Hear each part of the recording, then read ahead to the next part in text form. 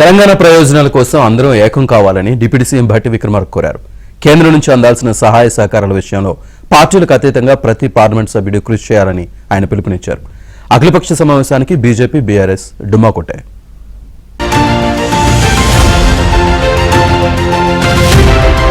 కేంద్రం నుంచి తెలంగాణకు రావాల్సిన నిధులు, ప్రాజెక్టులు రాబట్టడం కోసం ఎంపీలతో ప్రజాభవన్లో సమావేశం నిర్వహించారు.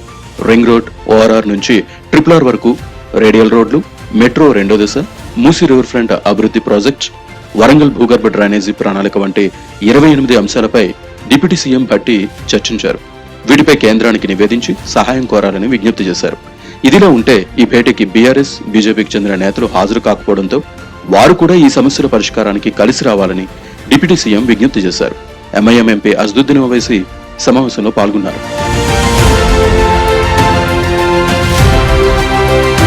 పార్లమెంటులో ఏ అంశాలు లేవనెత్తాలనే విషయాలపై చర్చించి విపులంగా బుక్లెట్ తయారు చేసినట్టు డిప్యూటీ సీఎం భట్టి విక్రమార్క తెలిపారు. రాష్ట్రానికి రావాల్సిన నిధుల విషయంలో 10 ఏళ్లు బీఆర్ఎస్ నిర్లక్ష్యంగా వ్యవహరించిందని విమర్శించారు. తెలంగాణకు రావాల్సిన వాటిపై ఏడాదిగా తాము తీవ్రంగా ప్రయత్నిస్తున్నట్టు భట్టి చెప్పారు. అయినప్పటికీ మెట్రో విస్తరణ, మూసీ ప్రక్షాళన సహా అనేక ప్రాజెక్టులకు కేంద్రం సహకారం అందట్లేదన్నారు. ఈ రాష్ట్రానికి కేంద్ర ప్రభుత్వం నుంచి రావాల్సిన నిధులు రావాలి, రావాల్సిన ప్రాజెక్టులు రావాలి, రావాల్సినటువంటి ఇతరత్ర సహాయ సహకారాలు అందాలి. ఆ సహాయ సహకారాలు, నిధులు, వ్యవస్థలు, ఆ సంస్థలు అన్ని రాకుండా పోవటం వల్ల పెద్ద ఎత్తున మనం నష్టపోతున్నాం. కాబట్టి రాజకీయాలకు అతీతంగా ఈ రాష్ట్రంలో పార్లమెంట్లో ప్రాతినిధ్యం వస్తున్న గౌరవ పార్లమెంట్ సభ్యులందరూ కూడా రాష్ట్ర ప్రయోజనాలు ఇచ్చేనా అందరూ ఏకం కావాల్సినటువంటి అవసరం ఉంది. ఈ రాష్ట్ర ప్రయోజనాల కోసం కేంద్ర ప్రభుత్వాన్ని కలవాల్సిన అవసరం ఉంది. పార్లమెంట్లో లేవనెత్తాల్సిన అంశం కూడా ఉంది.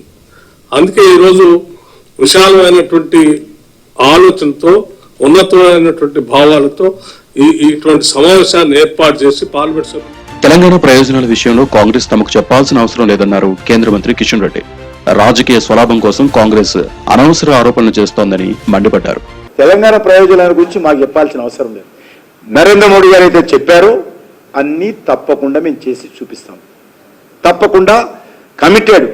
మా మేనిఫెస్టో ఉన్న అంశాలు, తెలంగాణ ప్రజలకు మేము చెప్పినటువంటి అంశాలు, మేము ఆ ప్రజలకు హామీ ఇచ్చినటువంటి అంశాలు, ఎలక్షన్స్ ముందే చెప్పాము, అన్ని తప్పకుండా పూర్తి చేసేటువంటి బాధ్యత మోడీ గారి ప్రభుత్వాన్ని.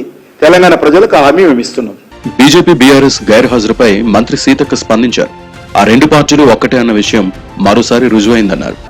బీజేపీకి బి టీం లాగా పనిచేస్తున్నది అనేది స్పష్టమవుతుంది. చాలాసార్లు అసెంబ్లీలో అక్కడ ఇక్కడ మాత్రం పిలవండి, అఖిలపక్షం పెట్టండి, మేము వస్తాం, మేము కూర్చుంటామని గంభీరాలు మాట్లాడతారు. ఇప్పుడు ఆచరణకు వచ్చేటప్పటికి ఎస్కేప్ అయ్యారు. ఎందుకంటే వాళ్ళ సొంత ఎజెండాలు, వాళ్ళ సొంత కేసుల ముచ్చట్లు ఇవన్నీ ఉన్నాయి. కాబట్టి రాష్ట్ర ప్రయోజనాలు అనేది వాళ్ళకి ఎప్పుడు కూడా పట్టాయి.